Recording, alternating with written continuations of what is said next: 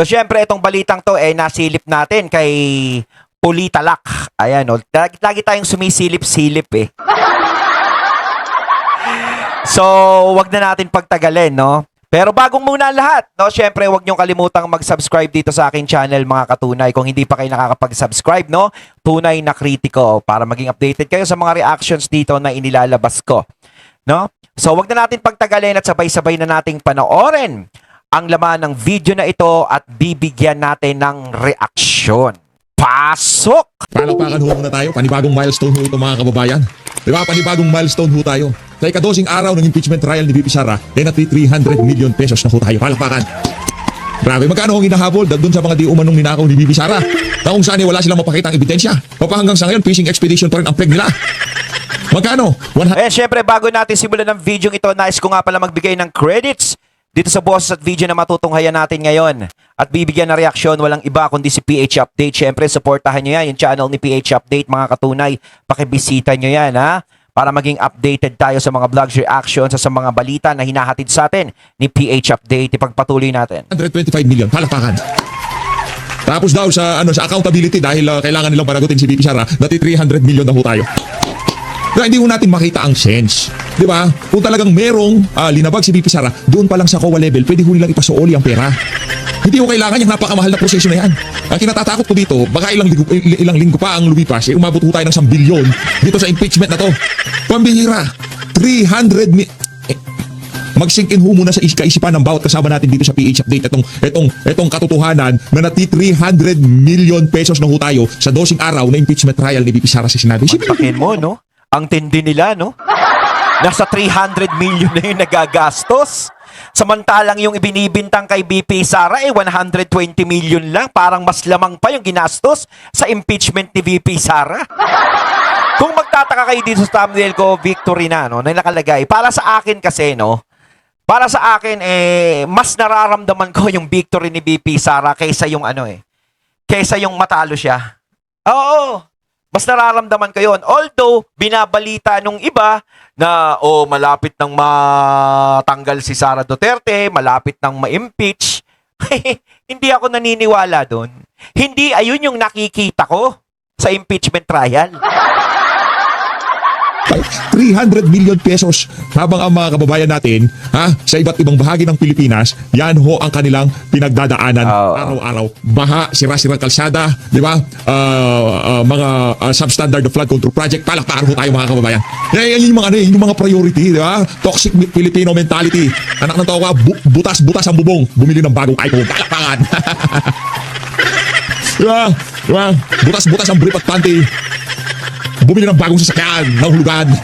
Ito impeachment na to.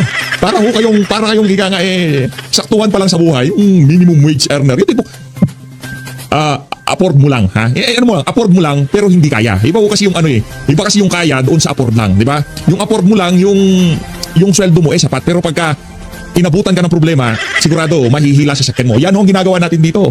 Di ba? Habang yung mga kalsada natin sira-sira, yan ang problema sa mga Pilipino. Dito sa gobyerno na to, hindi natin alam kung ano ating priority. Yung butas-butas na kalsada, yung mga sira-sirang flood control, o dito sa napakamahal na proseso na to na impeachment na 300. Hindi. Mantakin mo yung ginagastos sila dyan sa impeachment na yan, sa totoo lang. Yung ginagastos sila sa impeachment na yan, napakalaki. Halos wala naman talagang kakwenta-kwenta yung nangyayari. Ginagastosan nila ng malaking halaga. Samantalang, ayan yung mga kalsada nga naman natin, no? Hindi na aayos. Tapos, kaysa yung ginagastos sila sa impeachment ay mapunta sa ibang alam natin na makakatulong sa bansa natin, sa mga lugar natin, diyan lang inaaksaya. Parang niloloko lang kasi yung mga sarili nila dyan, nung mga nasa prosecution. Parang niloloko lang nila ang mga sarili nila dyan. Parang niloloko na lang din nila tayo dyan. Kasi talagang ang gusto lang naman talaga nila mangyari yung masira si BP Sara sa mga tao. Yun talaga ang gusto nila. Pero yung about dun sa mga kaso ni BP Sara, wala na yun. Alam naman natin, wala naman talaga. Hindi naman para sa ipanalo nila yun. Pero na lang talaga, yung sinasabi ko, kung mamagicin, maaring manalo sila. Pero kung ganyan, titignan natin, napakalabo. Ito kasi yan. Doon sa nangyari kahapon, dyan sa impeachment, sa 11th day, kasi advance tayo eh. Ina-advance ko na yung bilangan. Pagkatapos ko nito, sa Miyerkules, bukas, 325 million pesos daw tayo. Panglaki talaga tong bansa na to. Diba? Isipin nyo na lang mga kababayan. Diba? 300 million. Napunta sa ganito. Politalak, Ayan, Politalak. bayan, diretsong banat. Politalak, Ayan, syempre, supportahan natin, Kung Politalak. sakaling meron mga government official ang makapanood nito, nakanta ko kahit paano matauhan naman itong mga walang yan to. 300 million versus sa comfort, convenient ng mga motorista na maisaayos ito particular na kalsada na to. Oo. Na siya ano ho yan eh. Ano daw ho yan? Apalit eh. Apalit yan eh. Nakita ko lang Kesa doon nila ginagastos CLTV na. 36 News. Apalit, Pampanga ho yan. Pampanga, kung di ako nagkakamali. Ayan oh. Imbis na ayusin ang kalsada, i-impeach si BBC.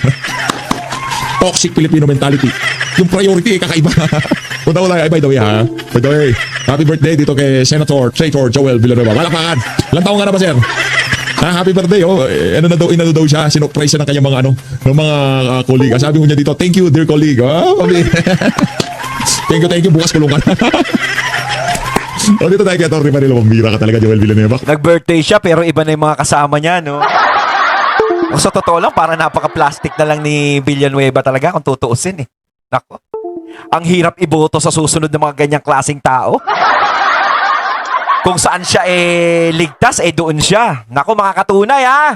Sinasabi ko sa inyo, maging matalino naman kayo sa pagboto nyo. Hoy! Ano ka? Comedian ka, gang. Isipin natin maigi. Ano muna tayo bago tayo magtungo dito kay Atty. Atty. Panelo. Dinumog inulan ng samot-saling reaksyon sa mundo ng social media. Yung mga tirada ng mga taga-prosecution, especially yung mga congressman yung mga kongs na public prosecutor dito sa impeachment na to. Di ba? Yung OR, di ba? Official receipt ng mga confidential fund, yung hinahanap nila eh. Wala ho tayong nabasa sa comment section kung hindi. Yung OR ba, yung official receipt ba ng inyong mga maintenance and other operating expenses, ipinapadala nyo ba sa COA? Yun ang tanong eh. Yun ang tanong ng ating mga kababayan na mapahanggang sa ngayong mga panahon na to. Hindi pa rin nabibigyan ng kasagutan. Ito na si Atty. Panelo. Kung demanda nila na may irregularity ng paggastos ng confidential funds. Kaya nga confidential hindi mo maaaring sabihin sa kanila yung mga plano mo. Kasi pag sinabi mo yon, hindi na confidential. Butas-butas ang kalsada, butas-butas ang bubong mo pagka umuulan, tumutulo, inuna mo yung iPhone 17 Pro Max, no? Priority talaga yung mga klase Pilipinas. Pangalawa, kahit na i-use your common sense. Common sense. Most likely, kailangan talaga nila yun.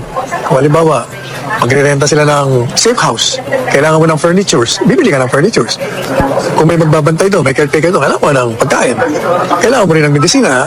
Sintido ko mo lahat yan Ang purpose ng confidential funds is to destroy your enemies using that funds to buy information from your enemies who will betray their colleagues. Ngayon, pag ginawa nila yun, like yung NPA, bakit ba nasira ang NPA? Kasi nga, ginamitan mo ng confidential funds Ibig sabihin, may utang ka pa sa kanila, bayaran mo sila. Di ba? Parang, Nagabono. exactly. Kumbaga parang kailangan talaga ng confidential funds, no? Para masawata yung mga ganyan. So sa bagay, syempre, kung hindi mo naman gagamitan ng ganyan, gaya ng lagi ko sinasabi, wala naman libre sa panahon ngayon. Lalong-lalo na kung delikado yung gagawin mo, di ba? May discrepancy, may utang ka sana. Kulang yung binigay mong pera. And on the May abono sila. Wala sila kasi batayan na idemanda mo for an impeachable offense. It shows that there is none. So, ang purpose kasi nila from the very start, sila mo si Inday Sara. So they will do that. Kahit na wala yung basis, walang ebidensya, they will keep on doing this hanggang matapos para siraan. Ang nagiging problema nila, the more you hit the Vice President, lalong umaakyat ang kanyang popularity and trust rating. Tapos ang Presidente Marcos Jr. naman, lalong bumababa. Kababayan, kasama natin ngayon si Atty. Yung sinasabi ko, habang lalo nilang sinisira si Sara Duterte, lalong tumataas. Baliktad yung nangyayari. Kasi dapat kung habang sinisira mo yung isang tao, dapat mas lalo siyang hindi pinagkakatiwalaan ng taong bayan. Mas lalong bumabagsak yung niya. Kredibilidad niya sa mga tao. Kaso ang problema siya na yung sinisira, tumataas pa yung niya. Ratings niya, yung pagtitiwala ng tao, mas lalong nagtitiwala sa kanya. Tapos itong si BBM, bumabagsak naman yung sa kanya. Mantakin mo yung tipong nagpapasiklab ka sa lahat ng mga tao, ganito yung ginagawa ko, pero wala pa rin nagbabago. Bumababa ka pa rin. Pero si BP Sara na sinasabi nilang hindi nag-e-effort, hindi pumupunta sa mga ganito kapag may kakalamidad. Di ba sinasabi ni Castro? Hindi nagpapakita sa ganyan. Pero ang taas pa rin ang tiwala ng mga tao. Di Di ba? Ay nako. Baliktad na eh. Tal Panelo. Attorney, day 11 po ngayon ng trial. Confidential funds po yung issue. Ano po ang Bukas, 12th day na, ikadosing araw na bukas at nati 300 million na ho tayo. yung major observations po sa pagdinig ngayong araw na ito? Mukhang talagang hindi na puprubahan ng prosecution yung demanda nila na may irregularity ng paggastos ng confidential funds. Kasi according to this witness, ang sinasabi niya, walang mga official receipts pagbili ng mga furnitures, gamot, ano pa, mga food siguro. Teka muna. Kung kailangan yung mga nabili, walang resibo, pero may acknowledgement receipt. Meaning, pag ang acknowledgement receipt means na sinasabi mo na talagang nabili yung mga items na yun. Kung naroon ng mga items, wala silang sinasabi na walang items.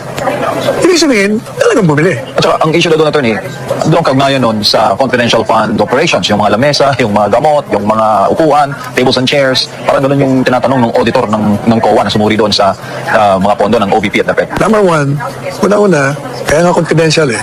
Hindi mo maaaring sabihin sa kanila yung mga plano mo. Kasi pag sinabi mo yon, hindi na confidential yan. Pangalawa, kahit na you use your common sense. Vulgaran Most pals likely, na yun. kailangan talaga nila yun. Kung halimbawa, magre-renta sila ng safe house. Yan. Kailangan mo ng furnitures. Bibili ka ng furnitures. Yan. Kung may magbabantay doon, may caretaker doon, kailangan mo ng pagkain. Right. Kailangan mo rin ng medisina. Sintido ko mo lahat yan eh. Isa yun. Number two, sinasabi ng witness na cash advance on a particular date pero ginagastos ng kinukuha after. Parang may discrepancy sa date. Regardless, kahit pa yung date mo ng pagkuha ng cash advance at yun yung ginamit mo after, ginamit mo pa rin. Ang importante, ginamit mo saan? For a purpose na talagang para doon? Pag yun ginawa mo ng gano'n, wala pa rin anomalya. Ngayon, sinasabi ng testigo, hindi na kasi sinasabi kung exactly ano yung purpose. May problema ka nga doon, hindi mo dapat sabihin doon kasi nga confidence. You're trying to get information from these people, enemies of the state, yung mga nag-try doon sa mga kalaban mo. Yan. Kung sasabihin mo, magkaka-problema ka. Ako po, yung sinasabi ko eh. Sapagkat, malalaman ngayon ng mga kalaban mo kung paano nila sinisira ang grupo nila. Kaya sa tingin ko, wala akong nakikita hanggang ngayon. Wala silang napuprubahan na naging irregular ang paggastos ng pondo. Kailangan kasi, ang ipapakita mo doon, yung resulta. Ano yung ibig ko sabihin? Ang purpose ng confidential funds is to destroy your enemies using that funds to buy information from your enemies who will betray their colleagues. Kasi ang sinasaksak nila sa isip ng mga tao, ang pinipilit nila, yung confidential fund sa iba dinala ni BP Sara. Yun yung gusto nilang palabasin.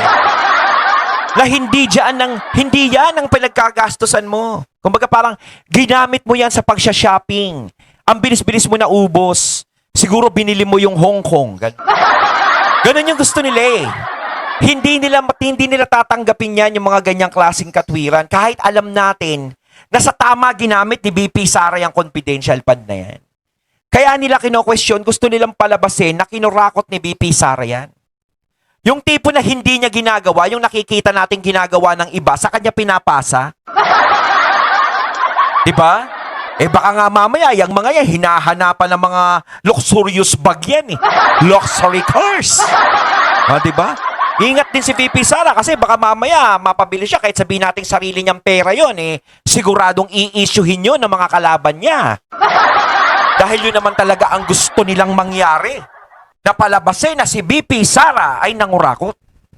Napalabasin na si BP Sara ay ginastos ang pondo ng bayan sa walang kakwenta-kwenta.